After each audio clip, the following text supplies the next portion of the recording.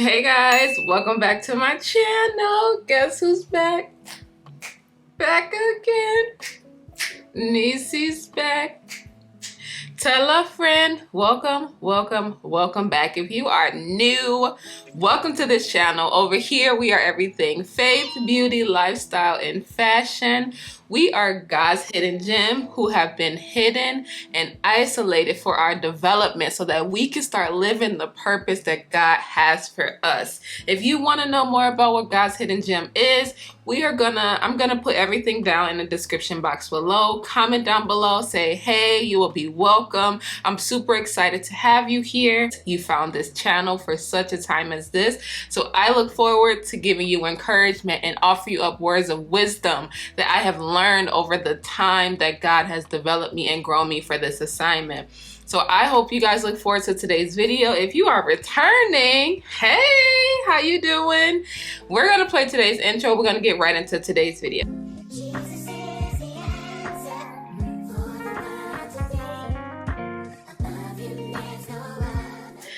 All right, so today I'm bringing back another life lessons with Holy Spirit today. And today we're just gonna simply talk about how I fell in love with Jesus Christ. Y'all, this story has been a part of many testimonies that I've shared time and time again.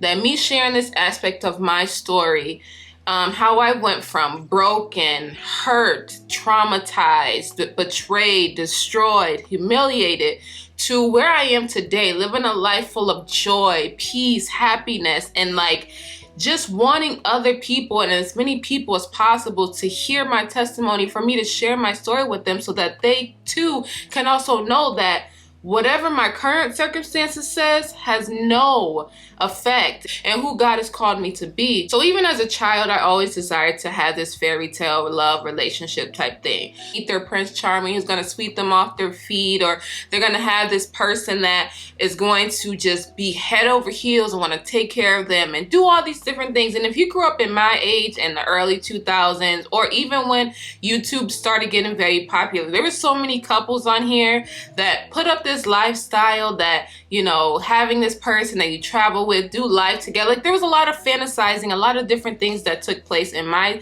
development and even in my childhood that gave me this desire to just want to be loved. And I didn't understand the depth of that love until where I am now. And also another thing that I want to talk about too, I didn't have a father. I didn't have a father figure. So there's also a void that I'm trying to fill as well, because I never knew what it was like to be loved by a man the right way and the appropriate way, so that I too can have a certain standard when it came to me choosing the person I would spend the rest of my life with, or me having a husband. So with all these different things that was happening and transpiring in my life, I was still in church. I grew up in church. My family's always had me in church, but I never really had a relationship like I have now with God at that time. And I had so many questions, very few answers. In my teenage years, preteen, teenage, even up into my adult years, I was very, very limited with the resources and the answers that I received. So I went out into the world like anybody who didn't have the answers, and I got into these relationships. I lost my virginity at a young age. I had men using me for my body, and me thinking that this was a form of love, but these were men actually just getting what they can get out of me and leaving me high and dry. There were so many things that came and so much trauma that happened that my heart became hard. And I didn't trust anybody. I didn't want to be married anymore. I didn't want to do any of these things that had a feeling with me feeling weak, because now me looking at being in love became a weak thing to me. Like, no, I'm never going to be that weak again. I'm never going to let somebody take advantage of me in that way again. And it wasn't until 2019 when I was in this relationship, and I'm just like, God, if you get me out of this situation altogether, because every aspect of it got very bad. And I had an attribute to that too. I'm not going to just play a blame game and say it was just one person. But even myself, I had contributed to some toxic behaviors and traits in this relationship. But I also knew that it wasn't anything that I needed to be in anymore. So I was like, God, if you get me out of this situation, like, I will give my life over to you. Like, this was like 2018, I prayed this. And by 2019, like April, I was gone. I moved across the countries. I was somewhere else. I was safe. Before this, I didn't realize that God was always guiding me and showing me that this relationship wasn't the relationship for me, but I just kept ignoring the red flags. But yet still, that desire to be loved was still there. And I wasn't turning that love toward God. I felt like that love I needed was a man. I felt like there was still a void, something there that was missing. And so I started dating again, and I did meet a really nice guy. He's a very, very genuine guy. Cared about me, took care of me, make sure I was okay. When you're dating somebody and they don't match the lifestyle that you are striving to have, eventually there's gonna be certain things that you're just gonna eventually come into clash with. So that's what happened in our situation. God had called me to a season of waiting, which meaning no sex, no anything, no playing around, none of those things. And it was very important for me to be obedient to this word. In this time, I was like, okay, God, I'm done with this relationship too. Like, I'm just done with men for right now. I don't really want to be entertaining like nonsense or meaningless relationships. I'm just like, God, I'm done. I was like, I'm just done. I want to understand what it is. I want to understand what love is. I want to understand how love is expressed. I want to understand how am I to love people, and how am I supposed to have an expectation of how people love me? This was one night I was praying and I was fasting, and I felt the Holy Spirit tell me to lay down on my bed. And so I laid down like on my back, and I was just laying down in bed, and I was continuing to pray. Felt a little off because I'm like, why am I going to lay down? But when I laid down, I felt this very, very strong presence, come into my room. And when I tell you, like, it was like my heart literally dropped. Like, it felt like in a movie where people be like, I met this person and I fell in love. Like, my heart skipped a beat and all those different things. Like, that's how I felt in this moment. And I'm laying down, mind you, my eyes are closed. I'm not really too sure what's going on, but I feel this overwhelming sense of love and passion. And like, literally my heart skipped a beat. So I continued to stay there. I didn't open my eyes. I don't know why. I was just like, okay, I just need to go with this. I don't need to question it. I just need to let this moment be what it is. In the midst of this presence, I feel a kiss on my forehead. I can get even emotional just thinking about it. I feel a kiss on my forehead, and literally God laying his head on my chest, literally right over my heart. And I'm getting chills just now thinking about it. It sent this rushing feeling of love and compassion and empathy, like, to the depths of my being. I felt it from the top of my head to the soles of my feet, and my whole entire body got chills. And I was like, no, this is not real. This did not just happen. Like, Jesus did not just come into my room, kiss me on my forehead, and literally lay his hand on my chest. And it was like an impression kiss. Like, you really felt lips on your forehead and a head being laid on your chest. And every feeling that I thought I lost, that I gave up on love and all caring for other people and just being mean to people, like, all of that literally was like, like, I breathed again, and it was all taken away. And this consuming love and empathy and compassion came like fire to me again. And I remember this feeling. It's a feeling I'll never forget. And I literally wept after that. I cried. I said, God, thank you. My heart, I feel it beating again. Thank you. My heart, I feel the care and compassion coming in again. Because one thing that God has spoken to me about a part of my identity is that I will be his epitome of love. And I've always had this compassionate, caring, loving heart towards people, and I never understood why. But in this moment, I said, God, I see it. I understand it. I know what this feeling is like. I want other people to feel this. And that began to spark like a a fire in me to like revive me and brought me back to myself and brought me back to, you know, the circumstance and situation.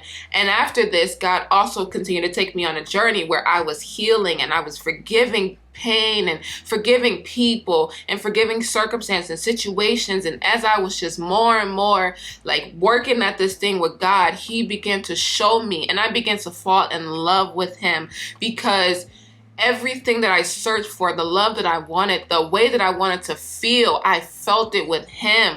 And it did not involve anything with malicious intent. It didn't involve anything with me having to use my body or me having to exploit myself in any way. It was the purest form of love that I've ever experienced in my life. It literally felt like it was me and him in a bubble. Nothing else mattered, nothing else. Like, I went on my everyday life working and doing all those things, but when I tell you, it felt like we were in a bubble, just us two, grinding this thing out, me healing, me learning to love again, me showing and expressing this love. That now that I have an example of love, now I'm like, okay, God, I see what this is like.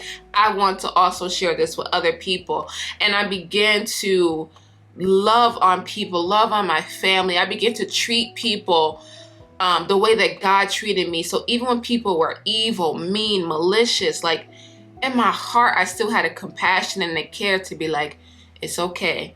God bless you. You're going to be all right. Or to just offer that love up to somebody else, because I began to feel that love.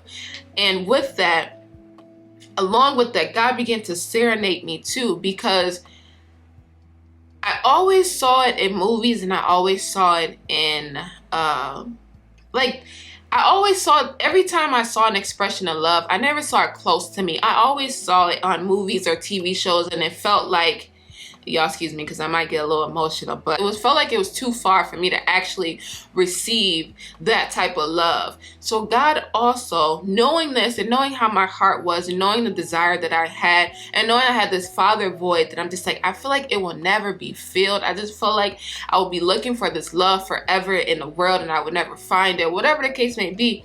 God took that time in that moment to serenade me. And there are songs that begin to play over and over and over and over on repeat, like random times, or if I'm in the car, or if I had a bad day, it would come on the radio and it would just remind me of his love. It will remind me of his consistency. It will remind me of his care. It will remind me that I am called to be here. It will remind me that I need to be here.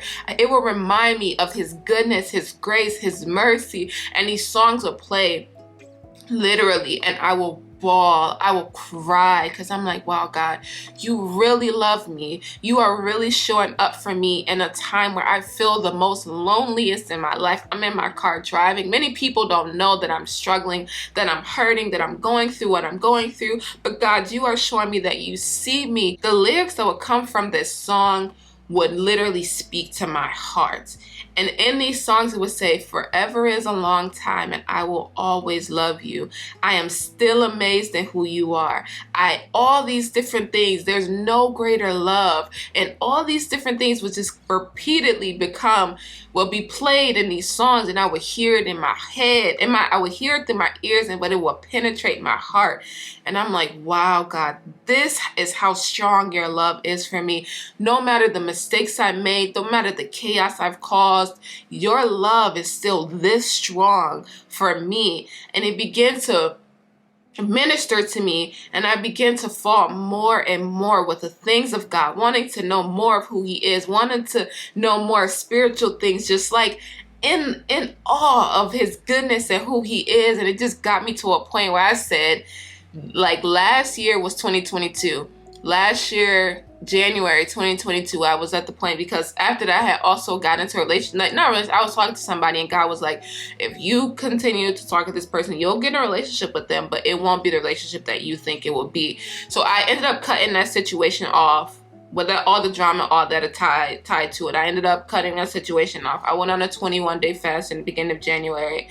And in that vision, God showed me my family's getting crowns placed back on their head. He placed my hands in my husband's hand, and then he showed me these treasure chests. I never knew what was in these treasure chests, but he showed them to me and gave me these treasure chests. And at the end of this fast, I'm like, okay, God, you know what? Where I am in my life right now, I am so content with it being me and him, because not only am I learning more about who God is in this time, I'm learning more about myself. I'm learning areas that I've been triggered, or areas where I've been taken advantage of, that has caused me to act the way I've acted, that is outside of the character that God has called me to be.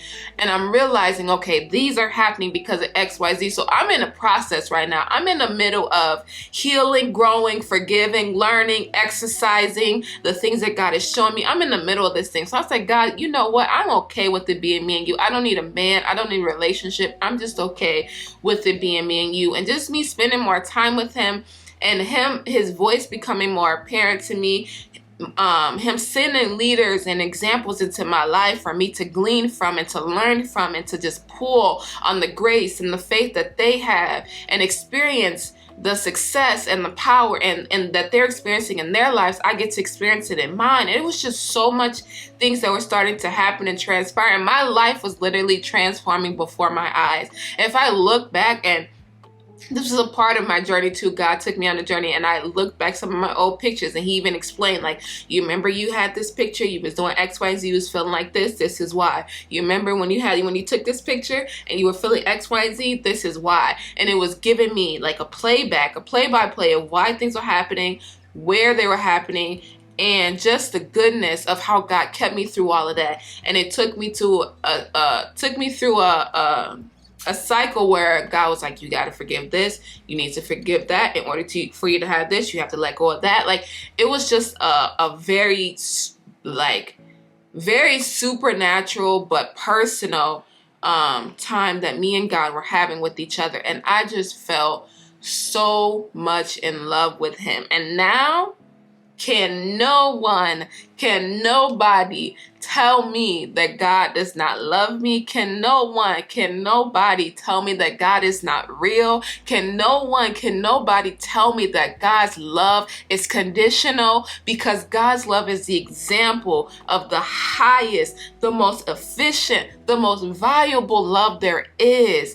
His love is that standard that we all should follow. And even if you come from a home that you have broken homes, one or two of the family members weren't there, you came from abuse, you came from alcohol, you came from drug use, you use alcohol and drug use as a coping mechanism because of the pain and trauma that you've experienced, I'm here today to tell you that the love of God, the power and the mercy of God transcend every situation and circumstances in our life. And we have the ability to live lives full of joy. We have the ability to live lives full of passion. We have the ability to live lives full of happiness because of the love of God, because of the power of God. That love of God trickles down and transforms everything it comes in contact with.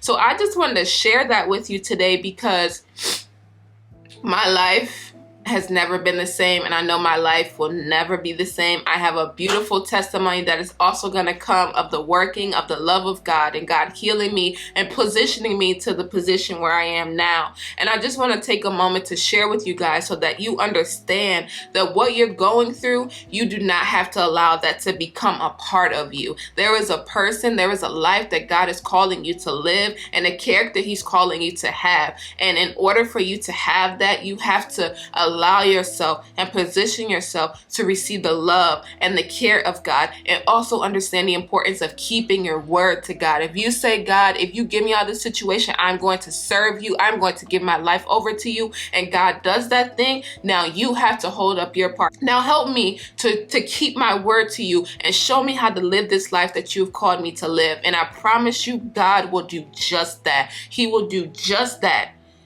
and show you the importance of who you are and who he's called you to be. So I just wanted to come on very, very quickly and tell you guys about the goodness of God, the love of God, and how I myself fell in love with him first and foremost, and how his love transformed my entire life, my entire being. So I hope you guys enjoyed this video.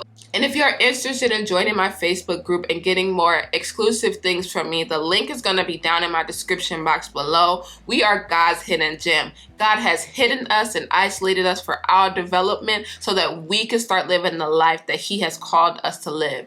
I hope you guys are encouraged. I love you guys. Until next time, Nisi out. Peace.